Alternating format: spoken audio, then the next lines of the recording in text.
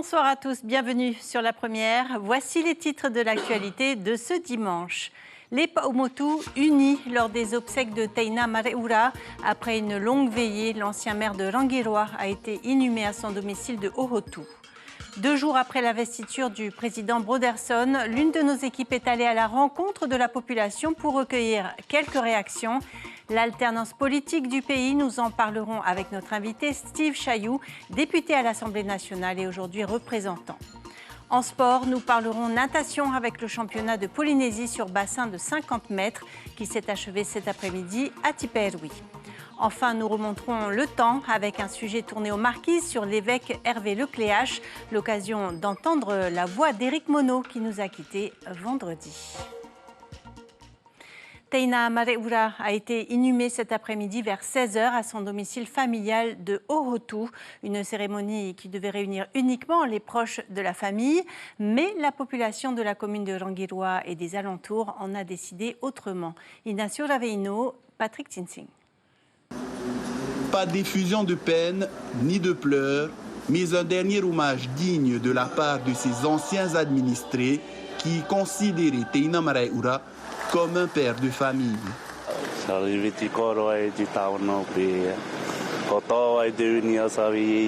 Et là ce matin aussi. Ça touche quand même aussi pour nous, habitants de Rangiroa. Sinon, repose en paix, quand même la grosse tâche de l'île, hein? La grosse marque de l'île, celui qui a réveillé l'île, celui qui a apporté l'évolution à l'île, celui qui a donné tout ce dont la population a besoin, celui qui a fait en sorte que Rangiroa soit parmi les sites les plus visités au monde, celui qui a dit que les dauphins sont encore plus heureux d'être à Rangiroa plutôt qu'ailleurs naturellement. Pendant que les derniers habitants de Tiputa arrivent pour eux aussi rendre un dernier hommage à celui qui aura su mobiliser sa population même après la mort, une aura particulière avec laquelle son fils Tahuhu a dû composer depuis sa plus tendre enfance. Aujourd'hui, il a conscience du fardeau que doit endurer un homme public. On a vu le résultat aujourd'hui même, on a demandé qu'on reste en famille, mais on ne pouvait pas. On ne pouvait pas, tu avais beaucoup de monde qui voulait encore venir le voir, même en le mettant dans son caveau, il voulait assister, donc je leur ai dit, on va laisser ouvrir encore à tout le monde. Son seul regret, c'est que son père soit parti quelques heures seulement avant de le voir siéger à l'Assemblée de la Polynésie française. Nous vous l'annoncions vendredi, le journaliste Éric Monod nous a quittés. Notre ami et collègue s'est éteint à l'âge de 79 ans en Argentine, où il s'était installé après sa retraite. Ce matin, au temple protestant de Punaouia, sa famille et ses amis ont été invités à lui rendre un dernier hommage. Dans l'Assemblée, son ex-épouse Brigitte Olivier était présente, ainsi que nos confrères de TNTV, dont il a été le directeur à la fin de sa carrière audiovisuelle. Écoutez ces réactions recueillies par Natacha Silagi et Jérôme Lee. Il était venu à TNTV, mais pour partager son expérience. Et il était venu pendant le Taoui, de 2004 à 2007. Et je suis très émue. C'est un très bon journaliste. Il était venu pour nous aider, voilà, tout simplement. Et il a emmené avec lui, Mike Léral. Mike est venu avec lui. Donc, et Mike est resté jusqu'à maintenant avec nous. Donc vous gardez un bon souvenir de lui? Ah oui, très bon souvenir. Un être très compliqué, pas très facile, mais extrêmement intelligent et sensible, et qui a vraiment amorcé une nouvelle façon de parler de la Polynésie en matière de journalisme. Il adorait les Polynésiens, il était passionné de culture polynésienne, et c'était un puits de science, et c'était vraiment... C'était sympa de travailler avec lui. Quelqu'un qui était très ouvert sur la culture polynésienne et sur les gens. Dès qu'il y avait quelque chose, il était passionné. Il était passionné par ce pays, il était passionné. Il aimait les gens, il aimait raconter des histoires. Pour avoir tourné avec lui sur les Marquises, un peu partout, quoi. Chez Mama Paris, à Rorotu, on a commencé à parler des baleines, avec Lucien qui m'était aux Marquises, et Léon Lichelet à Wauka, c'était des moments passionnant. De ce que les salariés de TNTV ont regardé de lui, c'est sa gentillesse, c'est sa proximité et c'est son grand professionnalisme. Éric Monod, c'est avant tout une grande signature. Il a marqué les esprits des Polynésiens en étant proche d'eux, en réalisant de beaux magazines. Donc c'est juste normal que nous lui rendons hommage aujourd'hui. C'est une grande perte pour l'audiovisuel. Et d'ailleurs, demain soir, nous allons consacrer une soirée hommage à Éric Monod en proposant de redécouvrir quelques magazines comme Rapa Nui, Rangiroa. Il a sillonné l'océan Pacifique, mais nous allons garder juste 2 destinations, Rapa Nui, Rangiroa, pour rendre hommage à ce grand homme. Oui, une édition spéciale en hommage à Éric Monod est prévue demain soir, donc à 19h40. L'actualité de la semaine a été marquée par l'élection du président de l'Assemblée de la Polynésie française, puis du président du pays. Chiquita Teiva et Sandro Ly ont voulu savoir comment réagissait la population à cette nouvelle page de l'histoire politique du pays qui s'écrit. Comment appréhende-t-elle cette alternance? Quelles sont ses attentes? Voyez le reportage.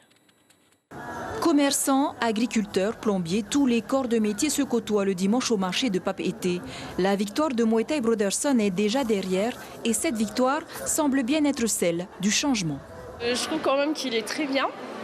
Et bon, après voilà, il faut un petit peu de nouveauté. Et puis c'est vrai que les gens sont un peu déçus, ont été un peu déçus après tout ce qui s'est passé avec notre ancien président. Et puis on verra bien, on lui laissera sa chance. Il faut voir après. Et ce qu'il a dit, il faut qu'il tienne sa parole et travailler. C'est l'autre président, il ne fait rien pour nous, il dit qu'il dit toujours les mêmes trucs, hein, les chalala, c'est bon, c'est bien aussi le nouveau. Après on va voir ce qu'il va faire pour nous. Hein. Des actions concrètes en matière d'emploi, du coût de la vie et de la fiscalité, le nouveau gouvernement a du pain sur la planche. J'attends que le nouveau président nous soutienne dans nos projets. Nous n'avons jamais eu de prêt, ni d'aide venant du territoire. Tout le monde, moi je fais des pâtisseries locales. Là, il y a la farine, il y a les œufs, tout, ça tourne. Mais maintenant, on fait avec, on n'a pas le choix. Sinon, on gagne plein depuis 35 ans, je suis dans ce marché-là. Pour les jeunes, du travail, hein, que de rester dans la rue, hein, traîner, faire des bêtises pas dans la rue tous les mercredis. Hein, sinon, pour les trucs de sport, hein, pour les jeunes. Hein. Oui, j'attends pas vraiment grand-chose d'eux parce qu'il faut quand même se débrouiller dans la vie. Hein. Quant à la question de l'indépendance, l'incertitude économique tend à orienter l'opinion vers le non. Moi, je ne veux pas. Comme maintenant, c'est évolué. Avant, oui. Mais c'est plus pareil qu'aujourd'hui. Hein. Il faut planter, c'est vrai, pour planter quoi? Mais il faut apprendre, c'est surtout les jeunes. Il faut les apprendre à cultiver, toutes choses. Avoir l'indépendance à Tahiti, c'est vrai que ça fait un peu peur. Mais je pense pas qu'on aura réellement l'indépendance de sitôt, quoi. Je pense que c'est pas une bonne chose si on va dans l'indépendance. Hein.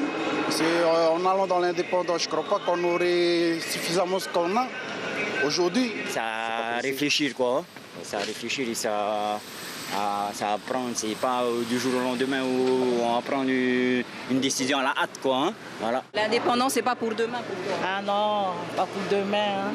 Après oui, mais pour demain, je pense pas. Hein. Déjà là, on est en difficulté aussi. Hein. Alors, aller à l'indépendance, alors là, qu'est-ce que ça va être? Hein? Bonsoir Steve Chailloux, bienvenue. Vous êtes député à l'Assemblée nationale et nouvellement élu au sein de l'hémicycle polynésien. On l'a entendu, les réactions sont très variées après l'élection de Muay Thai Broderson à la tête du pays. Comment de votre côté vous avez vécu ces investitures? Bonsoir Cybèle et puis bonsoir également à l'ensemble de nos téléspectateurs. Comment est-ce que nous avons vécu ces investitures? Avec beaucoup d'émotions, mais comme je l'ai dit, je pense dans l'un de vos reportages, c'était une émotion qui était quand même contrôlée pondéré par cet esprit de responsabilité qui nous anime aujourd'hui, parce que nous savons que la tâche sera rude, les espérances seront très, très, très élevées, et donc il nous appartient aujourd'hui de pouvoir répondre rapidement à cette vague d'espérance qu'a suscité ce scrutin des territoriales. On l'a entendu dans le reportage, l'indépendance, c'est pas pour tout de suite, visiblement, dans la population. Disons qu'on n'a pas cessé de le dire. Je pense que sur ce plateau, il y a eu suffisamment de débats en radio, en télé, pour justement tourner la question dans tous les sens. Aujourd'hui, nous sommes aux affaires du pays pour 5 ans. Au bout de ces 5 ans, la Polynésie ne sera pas indépendante. Ceci étant dit, n'oublions toujours pas l'ADN du Tavini Huiraatira, qui est celui d'amener et d'accompagner ce pays vers sa pleine souveraineté dans un processus de décolonisation dans lequel il va y avoir un dialogue sur la décolonisation, au bout duquel sera fixé un référendum d'autodétermination où la population se décidera et s'autodéterminera pour ou contre l'indépendance. Alors vous êtes très attaché aux fondamentaux de votre parti, très respectueux des anciens. Vos détracteurs aiment rappeler qu'il y a un courant plus radical au Tavini. Est-ce que cela pourrait fragiliser la majorité ? Disons que ce sont surtout les propos de nos détracteurs qui veulent absolument insister sur le fait qu'il y a une espèce de fantasme de division au sein du Tavini Huiraatira. Ce n'est pas le cas. Il en est cure. Le discours est le même. La façon d'apporter le discours est peut-être différent. Les mots qui sont utilisés sont peut-être différents, mais l'objectif reste le même. Alors vous allez évoluer du coup dans les deux hémicycles, notre Assemblée et l'Assemblée nationale. À Tahiti, concrètement, quel sera votre premier dossier ? Est-ce que vous avez intégré une commission en particulier ? Au niveau de l'Assemblée de la Polynésie, les députés que nous sommes, c'est-à-dire Temat Elugaïk et moi-même, nous nous sommes positionnés pour intégrer la commission des institutions. C'est la principale commission, la commission qui va examiner l'éventuel toilettage du statut. En tout cas, toutes les questions institutionnelles, on est dans cette commission-là et on compte bien travailler. Dans son discours vendredi, Moetai Broderson a évoqué la problématique des langues. Il espère monter des écoles immersives à l'image de ce qui existe en Bretagne, au Pays Basque. Alors vous qui faites la promotion du plurilinguisme, j'imagine que c'est une partie du discours qui vous a touché ? Absolument. On le sait tous, le combat pour la réhabilitation de la dignité de nos langues, c'est un combat que je mène depuis des années maintenant. Et effectivement que la préservation et la promotion de nos langues font partie de l'ADN du Tavini Huiraatira. Mais vous savez, au-delà même du Tavini Huiraatira, je pense qu'il fait partie de l'ADN de chaque parti politique. Aujourd'hui, c'est nous qui sommes aux affaires du pays avec une certaine vision. Et cette vision-là va se traduire très concrètement par la mise en place, l'étude d'abord, et puis la mise en place des punanareo, des punareo, des kohangareo, c'est-à-dire des écoles d'immersion en langue polynésienne. Ça fait partie des dossiers typiquement qui seront suivis dans les deux hémicycles. Absolument, absolument. Pour vous dire, par rapport à l'Assemblée nationale, ça a fait partie de notre campagne en tant que député, c'est-à-dire faire en sorte que les langues polynésiennes, au pluriel, soient reconnues comme langue co-officielle avec le français.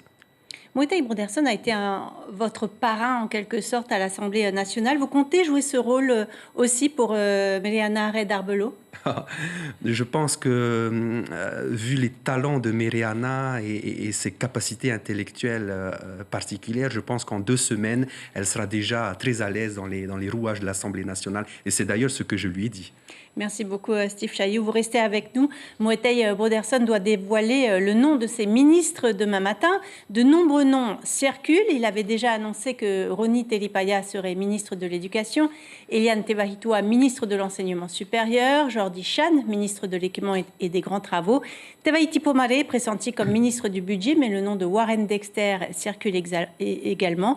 Cédric Mercadal serait pressenti à la Santé et Chantal Galenon pourrait devenir ministre des Solidarités, du Logement et de l'Aménagement du Territoire.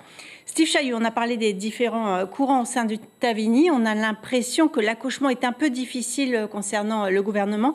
Moetai Broderson est le seul à décider de la composition du gouvernement, ou est-ce qu'il y a du lobbying de la part du parti ? Disons que statutairement, il appartient au président de la Polynésie française de nommer ses présidents, donc ça c'est le statut. Mais bien évidemment que nous sommes dans la concertation. Tous les candidats pressentis sont passés par le filtre de la direction du parti, puisque Moetai consulte évidemment dans l'intimité de notre parti. Donc évidemment le président Oscar Temaru, le président Tony Geros. Non, nous avons fait, je pense, un bon travail de présélection, on va dire ça comme ça. Et demain, nous allons découvrir le casting des ministres qui vont gouverner la Polynésie. Oscar Temaru est président du groupe Tavini, mais on sait qu'il a une santé fragile, qu'il a des échéances judiciaires le 24 mai. Comment comptez-vous maintenir la cohésion au sein du groupe Tavini à l'Assemblée ? La cohésion, elle est de fait ici, puisque de toute manière, la cohésion ne se construit pas quand on siège à l'Assemblée, elle se construit déjà quand on est en campagne électorale, déjà quand on constitue les listes et les équipes. Donc nous avons déjà fait ce travail de cohésion et aujourd'hui, nous sommes vraiment attachés surtout au respect de notre président Metua, Oscar Temaru. Et puis, il faut compter aussi sur le poids non négligeable du président de l'Assemblée de la Polynésie, Tony Géros, qui est un sage et qui sait tenir ses troupes et qui sait amener les sujets parfois un peu conflictuels, mais avec beaucoup de sagesse et beaucoup de tact. Parce qu'on comptait 5 anciens, entre guillemets, et puis peut-être avec le départ de Chantal Gagnon, il n'y aura plus que 2 anciens, finalement. Beaucoup de nouveaux visages tout de même dans ce groupe. Beaucoup de nouveaux visages, parce que aussi, je pense que ça a été l'une des volontés, pas seulement, c'est pas le seul critère, mais l'une des volontés de notre population. On se souvient qu'il n'y a même pas un an, on avait déjà joué cette stratégie-là de mettre des nouveaux visages, des visages jeunes, et ça a fonctionné l'année dernière et ça a fonctionné encore aujourd'hui. Alors bien évidemment qu'il y a quelques petites contraintes, notamment au niveau de l'expérience et de la pratique des institutions, mais je pense que les candidats qui ont été sélectionnés et qui sont aujourd'hui représentants vont rapidement apprendre avec les députés que nous sommes, mais également avec nos 2 sages, que sont le président de la Polynésie, le président de l'Assemblée de la Polynésie et notre président Metua Oscar Manukau Temaru. Alors Teva Iuta a changé de couleur lors des territoriales, de ces territoriales. Mataya et Papeari ne sont plus rouges mais bleus. Vous pourriez envisager de vous présenter lors des municipales de 2026 ? Ça fait partie effectivement des possibilités. Aujourd'hui, on a 3 ans jusqu'au prochain scrutin. Aujourd'hui, rien n'est décidé, bien évidemment, parce que ce qui est le plus important, c'est quel programme allons-nous proposer pour répondre aux attentes de la population de Teva Iuta. Et ensuite viendra tout naturellement la question de celui ou de celle qui portera ce programme aux élections municipales. Vous avez été particulièrement sensible à ce qui se passait à Te Ahupu'o. Vous avez annoncé que le prochain gouvernement devait absolument... Vous serez vigilant par rapport aux actions du prochain gouvernement. Absolument. Ce n'est pas parce que nous faisons partie de la majorité que nous allons être beaucoup plus... que nous allons avoir une attitude beaucoup plus... soumise, clémente vis-à-vis du gouvernement. Non, notre niveau d'exigence au niveau des élus de l'Assemblée, au niveau de la majorité, sera très, très, très élevé parce que les attentes de notre population sont très élevées également. Merci beaucoup, Steve Chailloux, d'avoir accepté notre invitation ce soir. Et sachez que demain, Ibrahim Ahmed Aziz et Carlos Natua prendront l'antenne à 7h45 pour l'annonce du gouvernement Broderson. Nos équipes seront mobilisées à la présidence. Nous serons en direct en radio, mais aussi en télé et sur Internet. Et avant cela, vous pourrez entendre la future députée, Meleana Red Arbelo. Ce sera dans l'invité café sur Polynésie, la première radio. En bref, sachez que Frankie Toumarey, multi-récidiviste en matière de trafic de stupéfiants, est décédé aujourd'hui dans sa cellule de Tatoutou de mort naturelle. Il avait 55 ans, dont une vingtaine d'années passées derrière les barreaux. L'événement prend de l'ampleur. Depuis vendredi et jusqu'à demain se déroule la 3e édition du village des entreprises à Paea, dans les jardins de la mairie. Un événement organisé 2 fois par an depuis l'année dernière. L'objectif principal est que les petites et moyennes entreprises gagnent en visibilité. Ce village permet également de s'informer sur la création d'entreprises. Écoutez ce responsable de la mairie au micro de Jérôme. Très satisfaite, beaucoup d'exposants, beaucoup plus d'affluence. On a moins cartonné sur un peu la communication, mais aussi sur un groupe. Donc on a un peu apporté des nouveautés. Un groupe Ohotu s'est présenté hier. On a fait des lots à gagner, vraiment pour faire venir du monde, quoi. Donc très satisfaite, oui. La journée internationale de la famille a été célébrée avec 2 jours d'avance au Fénois.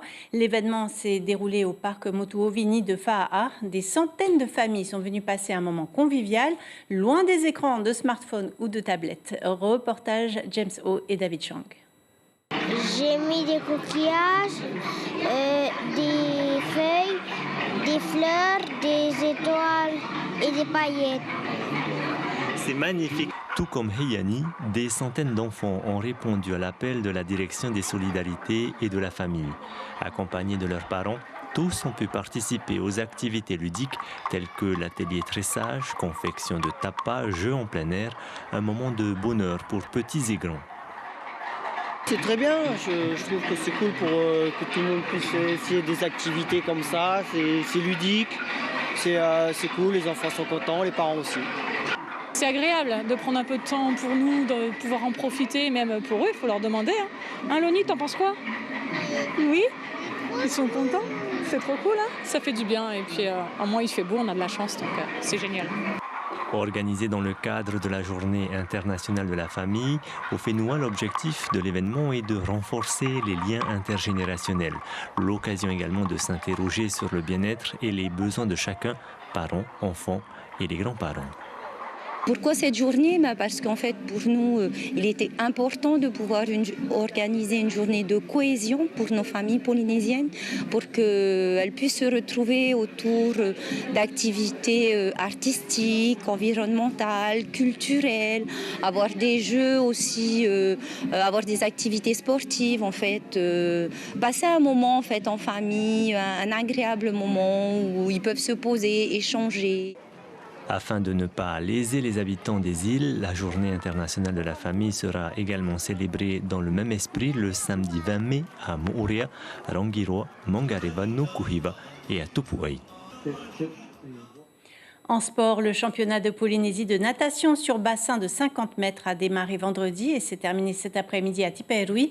L'occasion pour les nageurs de tenter la qualification au grand rendez-vous de l'année, l'Open de France en juillet, mais surtout les Jeux du Pacifique en novembre. David Chang. Plus que le titre de championne Polynésie, ce sont les chronos que les nageurs avaient en ligne de mire, avec comme plus gros enjeu la qualification pour les Jeux du Pacifique. Chez les filles en grille 1, Déotile Vido, qui en début de saison s'était déjà qualifiée au 4x400 mètres nage libre, a réalisé un autre temps qualificatif, cette fois aux 200 mètres brasse. Je suis assez contente parce que la brasse, c'est pas ma spé, c'est là où je suis pas vraiment forte. Et ouais, je suis contente parce que je m'attendais pas du tout à faire un temps comme ça. Enzo Kernivinen a également tiré son épingle du jeu. Il réalise les 2 temps obligatoires pour se qualifier en grille 2 aux 400 mètres d'abord, puis aux 1500 mètres. Une grosse surprise pour lui. J'étais pas loin aux 400. J'ai fait 2-3 fois, je passais à côté. Et aux 1500, non, je ne m'attendais pas. J'étais à 17-22 avant et j'ai pris 23 secondes. Aujourd'hui, néanmoins, les objectifs sont variés. Dans cette série de 100 mètres nage libre, Angelo arrive premier, mais il reste concentré sur les séries qui l'attendent. J'ai essayé d'envoyer un peu, mais je pense que je peux aller plus vite. Il y en a, ils sont beaucoup plus forts que moi. Et je vais essayer de les battre ou de les suivre, je sais pas, on verra bien. Cet événement est une occasion en or pour Éric Rebourg, cadre technique de la Fédération française. Il vient encadrer les entraîneurs du Fénois. Son but, fournir tout l'accompagnement nécessaire aux étoiles montantes de la discipline. C'est une natation qui est très jeune à Tahiti, donc on peut penser que d'ici 4, 6, 8 ans, on ait des athlètes quand même qui soient dans les équipes nationales et qui représentent Tahiti au plus haut niveau. Avec ces nouvelles qualifications, on compte désormais 4 sélectionnés en grille 1, Déotile Vido, Nael Roux, Kea Debord et Rohotu Teaoui, 5 sélectionnés en grille 2. Les autres ont encore jusqu'au mois d'octobre pour réaliser leur minima. 8 ans après leur dernière participation à la Ligue des champions de l'OFC, Pire Air retrouvait la compétition océanienne ce dimanche au Vanuatu pour un premier match dans le groupe B. Les triples champions en titre de Ligue 1 et actuels co-leaders des playoffs étaient opposés aux champions de Nouvelle-Calédonie, Tigasport. Et pour leur retour en Ligue des champions, les Oranges, même privés de joueurs cadres comme Benoît Maton et Tamatoa Tetauira, ont réussi leur entrée en s'imposant sur le score de 3-0, grâce notamment à une première mi-temps très aboutie. C'est un événement annuel qui se déroule dans plus de 30 pays et plus de 3000 musées. À l'occasion de la Nuit européenne des musées, le musée de Tahiti et des îles a ouvert ses portes au grand public hier en fin de journée. Près de 500 personnes n'ont pas hésité à se coucher un peu plus tard que d'habitude. Heyari Tahiata, James O et David Chang. À la lueur des lanternes, le jardin du musée se métamorphose en un monde féerique. Une expérience unique qui a rassemblé de nombreuses familles et qui a su séduire l'ensemble des visiteurs. Je suis venue voir le musée. J'adore voir les plantes. Franchement, elle est super cool. C'est vrai que le lieu est quand même magique et les petits jeux dans les jardins, il est vraiment top pour les enfants et tout ça. Avec les jeux de lumière. Oui, c'est super joli. Le musée, de toute façon, a toute sa place dans la société. C'est là où on conserve les objets, les vieux objets en tout cas. Certains objets pas tout à fait modernes, mais assez proches de la modernité. Mais ce sont ces objets qui disent qui nous sommes en fait.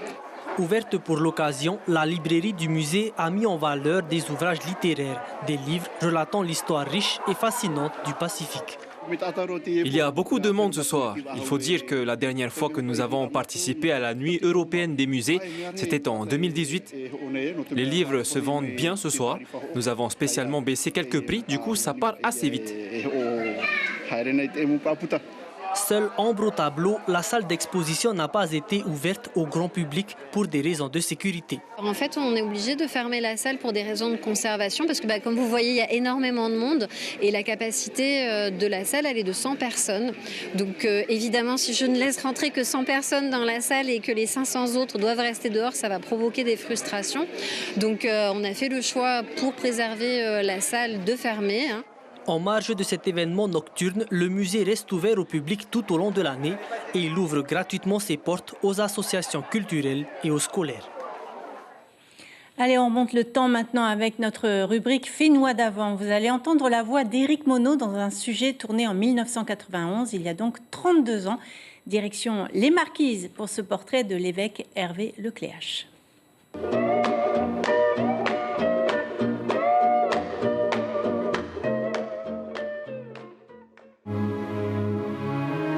À Akaetao, dans l'île de Wapo, sur les flancs d'une étroite vallée, vit aujourd'hui celui qui pendant 20 ans aura été le berger de ce troupeau, Hervé Lecléache, Monseigneur Hervé. Loin des hommes pour être plus près d'eux, il a désormais pour seul compagnon un vague félin baptisé Monsieur Chat. Son univers est austère, si ce n'est les chandeliers de Jean Valjean sur la table de la cuisine et une bibliothèque où l'on chercherait vainement le dernier Goncourt.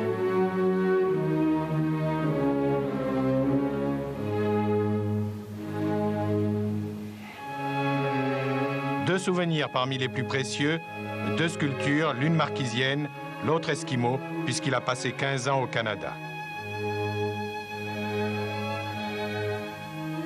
Venu ici aux îles Marquises, je découvrais un monde. Je ne sais rien de la Polynésie, rien. Vous m'avez dit que c'était comme si vous arriviez sur la Lune. Oui, c'était d'actualité à l'époque. En 69, le premier homme met le premier pas sur la Lune. Et en 70, quand je débarque, 71, le 13 février, je débarque à Tahiti, j'avais le cœur dans un étau. Où je vais, et qui je vais rencontrer, qu'est-ce que c'est que ce monde? Parce que j'ai passé ma vie à découvrir le monde. J'arrive ici, qui je vais découvrir?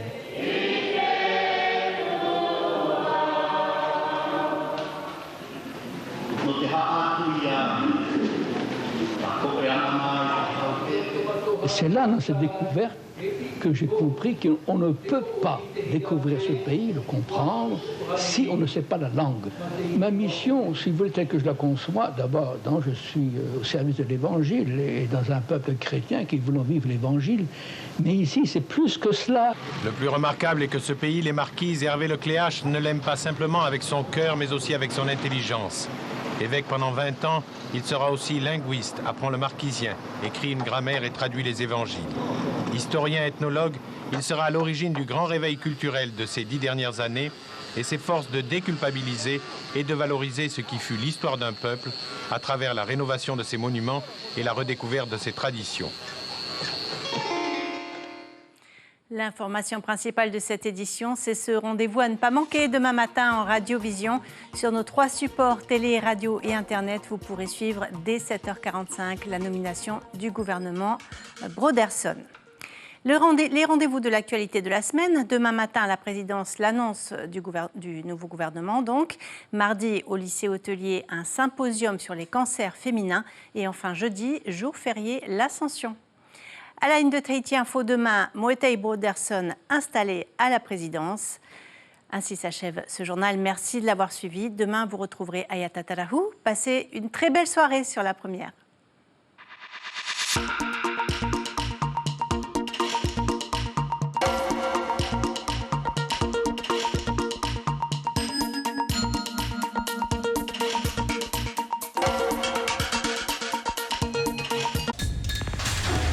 L'information en continu sur Polynésie la première, Internet et réseaux sociaux.